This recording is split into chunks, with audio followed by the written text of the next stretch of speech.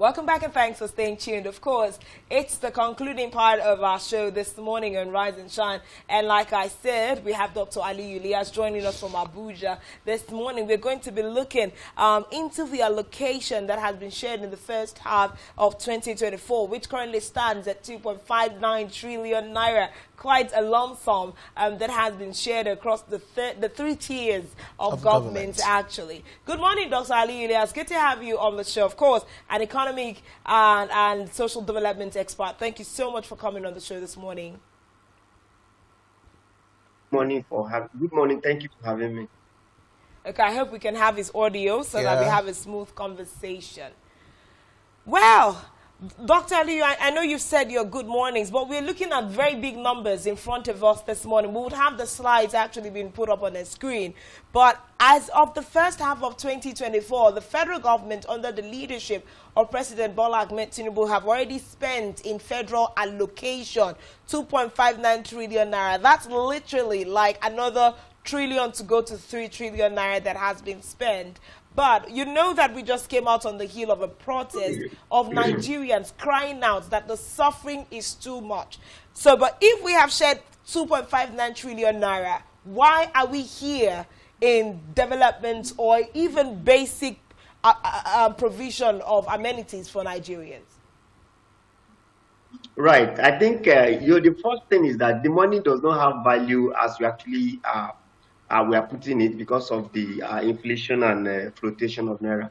But secondly, the money governments are giving to state governments. I wish there's a way it could be like this counterpart funding from UBEC to the states, whereby states will come and tell the federal government what they are about to use the money for, what they will use the money for, and the federal government will have a system of checking it. I can tell you that most states that collect that money, I can mention one state, which is Niger State. Having collected such money, you invest it directly into agriculture. If you go to that state, you see numbers of tractors he has purchased that is supervising directly by himself. You can see hectares of land that he has actually cultivated. You see that in next 5 to 6 months, you will see results of it. But go to other states' governments. Some of them are not doing a project that will have impact on people's lives. So it is serious issues that we must look at. So for now, I've seen different states getting much more allocation, but how is the well-being of people? That is a serious question. We are also seeing the issue of protest. I can tell you that if this federal allocation has been going to these people very well, there will not be this protest at all, because we would have been seeing something practical. They would have seen the resultant effect of removing fuel subsidy. So for me, if you ask me, I will tell you that the challenges we are having now is the challenges of allocation of that fund in different states.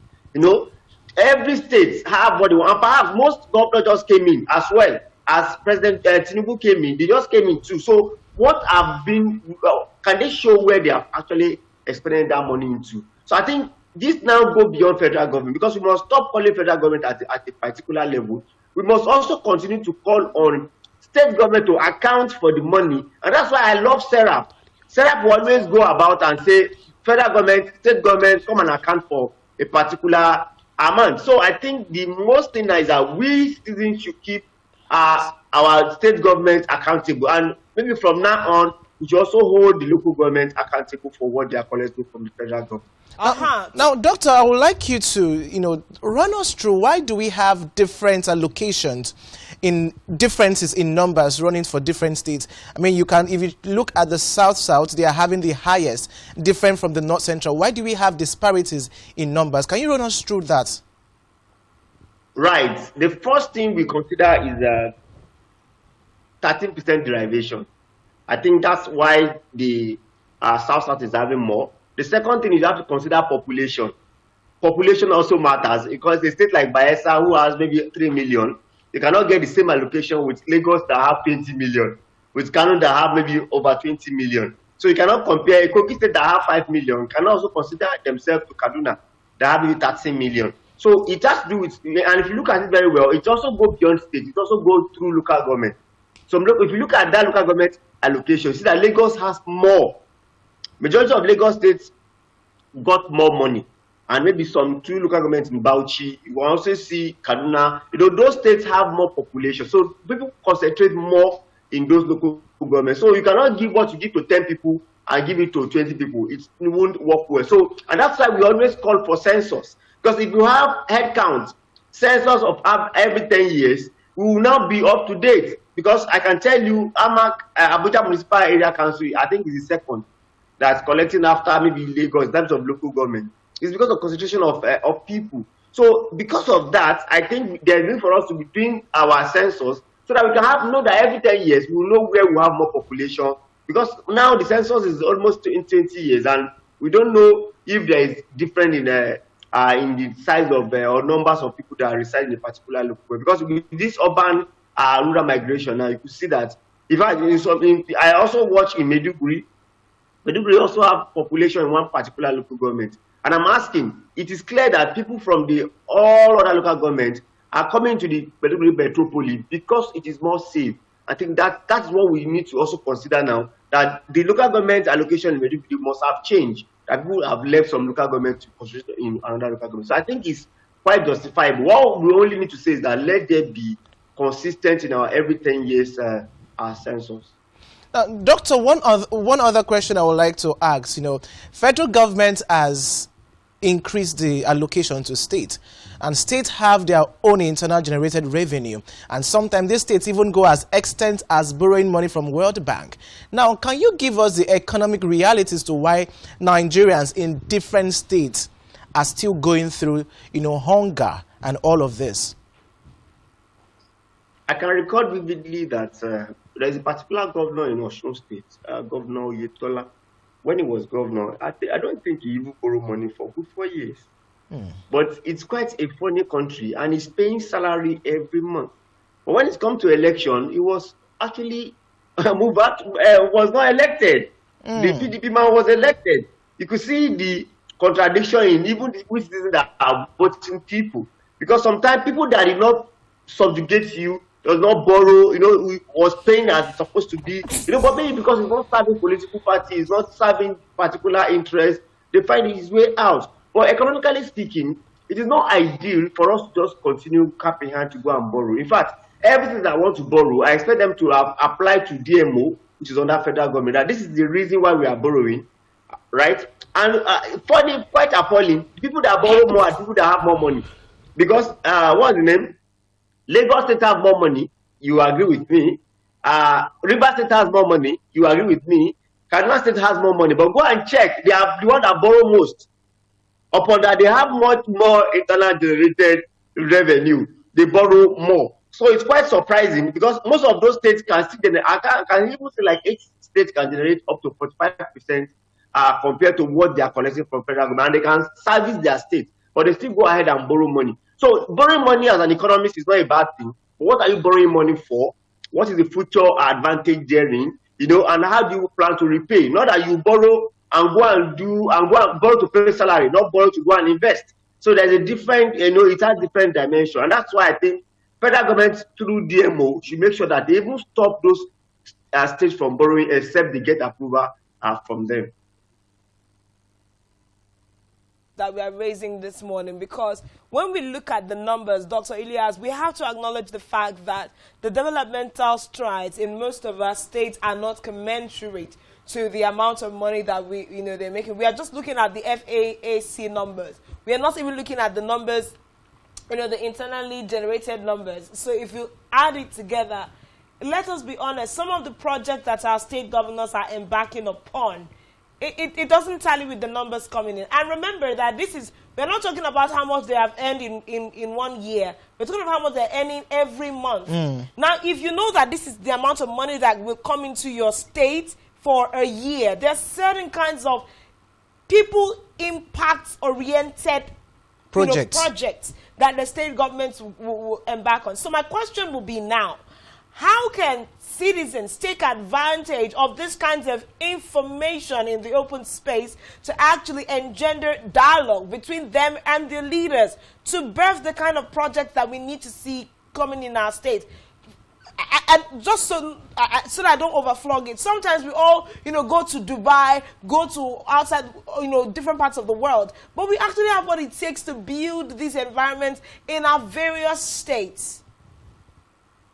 Right. You know that what you said actually speak to the coming of President Bola Ahmed Tinubu. Immediately he become president, he declared state of emergency. I mean, he removed fuel subsidy. Now, since he removed fuel subsidy, they have been getting more money. And this government have been getting more money. The federal government has not started paying 70,000 at that time, right? Yes. The state government are still paying between 30,000 and 18,000 as it were. And they did not make use of it for us to see. So now that they are now going to pay 70,000, federal government is saying they should pay 70,000 or what have you. Now, are we going to see? So the problem now lies in the president and the governors too.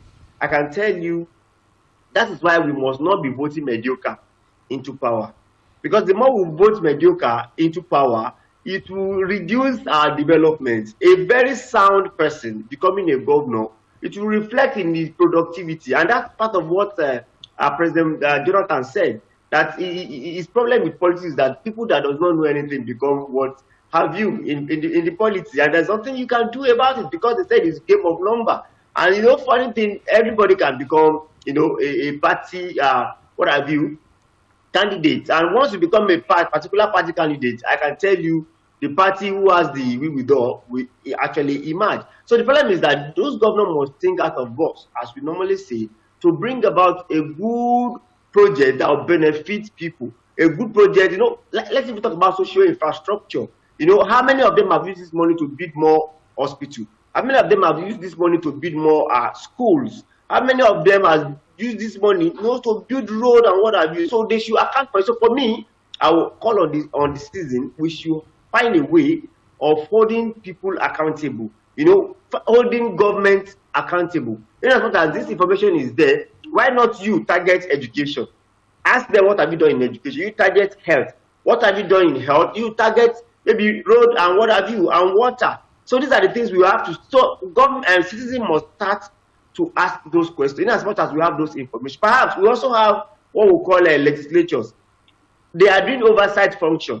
They also should do, and that's why we said it's like the legislature in the house are appendages of the state governors. You could see one particular state in Southwest whose local government chairman saying they are okay, they don't want autonomy, and they are okay and they want to run without autonomy. When you have an autonomy backed by law to the benefit of people, but because you want to be under the whims and caprices of your governor, you are saying, no, we don't want autonomy. We like the way our governor is treating us. It's quite appalling. And that's why you see how leadership has degenerated. And you can also see a particular state in Ogun State in particular, where a particular local government chairman just asked a question about his allocation, and the next thing is that they remove him through the state assembly. And it's what is he asking for? He's only asking, how far with my allocation? Can you give it to me? Let me use it to develop my. The governor just think he's becoming more, unbearable for him, and they actually take him out of office. A local government chairman who is a journalist, by profession. As a journalist, sometimes you ask for what you deserve. Sometimes, and that's what he actually suffered. And what have you done to that? Nothing.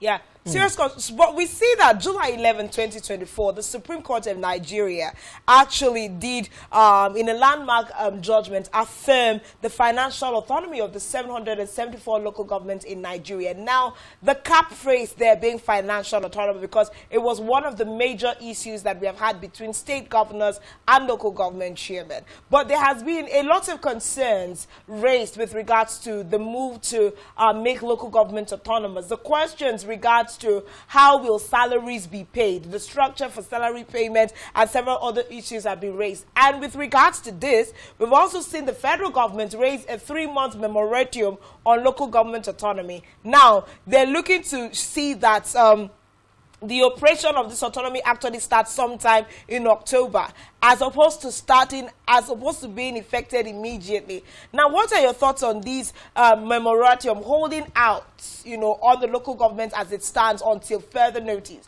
Do you think, because another thing is the courts giving the judgment, but will the federal government implement the autonomy for local governments? Well, from the body language of President Bola Ahmed Tinubu, I'm sure he will want to see to the end of the implementation of such autonomy. But my challenge now is that I expect the National Assembly to also do a law that will permit the federal government to conduct local government election of states. Because in as much as the state governors still have the power to conduct local government, every appointee are going to find a way to actually meet up what the governor actually demanded for. And that's what we should look at. So for me, the solution is that I want to believe that with the body language, because you recall President Bola Ahmed Tinubu, when he was governor, actually suffered a lot in the hand of President Obasanjo on the issue of local government and local government autonomy. I think that's part of reason why he made sure that that's part of his objective. So now I think he wants to the end of it. But for it to work in the grassroots, the federal government need to find a way or to involve in the conducting of a local government election, so that people actually want will emerge. Because if you recall, most local governments, once election is closed like this, you see that even most states, most opposition parties, they will say they are not contest, because once they contest, they're not likely to win. You only have 10 out of 10 for the ruling party, except Governor El-Rufai then, who went through electronic voting and lost 3 local governments to opposition. So I think we need to look to that direction. Now, still on the local government autonomy issue, you agree with me that, you're talking about election. I want to ask you, do you think there's going to be a level of transparency and accountability, bearing in mind that local government election is being run by the state electoral commissions? Do you think there's going to be a level of transparency and accountability from the leadership of local government, operations, local government? With the way it is wired now, there cannot be transparency, because the transparency has been taken away. There must be free, fair, and credible election. To have free, fair, and credible election, the umpire must not be biased. The umpire must not be influenced by the government. The umpire must not be influenced by the ruling party in that state. There must be an umpire who consider and look into the credibility of who they vote for, who they did not vote for, and declare the actual result. And that's why we said there must be intervention of the federal government in local government elections. So that will be we understand that even federal government too, there will be a particular ruling party at the federal level too. However, it would have reduced it to barest minimum level. One of the things that a lot of people are looking at, it's a grassroots government. People say the people at the grassroots are not benefiting. Going back to FAAC, what will you say that, because before the first half has experienced state government receiving local government, allocation, do you think that now that the autonomy has been given, there is going to be a lot of Nigerians who start feeling the impact of governance, having the fact that allocations will go directly to local government? I can tell you that there is no way allocation will go directly to local governments that citizens will not feel the impact. Remember that even the primary schools are under local government. And if the salary is paid as an when due, it will reflect in the education of citizens. If the local government have power to work on the market and to create infrastructure for the market will boom. If they have power to actually intervene in road, schools, it will definitely show. You know why? It is easier. I can tell you that it is difficult to emerge as local government chairman compared to House of Rep. You know why? People know the local government chairman very well. They have been staying with him. He's part of them. So before they will give it to him, they would have known that it's our own. And by the time they give it to him, he also wants to be accountable. You know why he wants to be accountable? He wants to proceed from local government to, just like a Wike from local government to governor, to minister. People want to progress. So for them to progress, they also want to perform. So by the time they perform, that would have reflect. But if you fail to work well in local government, I doubt if you can continue your trajectory in politics. Okay, and these are very strong conversations that we're looking into this morning. But I'd just like to ask you, look into one last thing before we let you go in a few moments. There has been this brawl between the federal government and state governments about a certain 570 billion naira that the federal government said they had shared out to state governments. Now, the conversation has been, is this a loan or a grant that was given to these state governors? Are the governors going to be paying it back?